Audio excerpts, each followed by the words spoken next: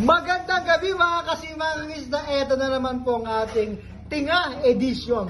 Tinga ng tuna. Meron tayo ngayong sashimi. Pulang-pula, press na press. Siyempre, kompleto Ricardo tayo mga kasimang isda. Ito, siyempre, pag may tinga, may panga. Panga. Yan mga kasimang. Inihaw na panga para sa ating welcome food sa ating bagong kasama, ang ating bagong piloto. Ito, pinakikilala ko sa inyo. Ayan, pogi-pogi naman. Ang ating Seaman Popogi.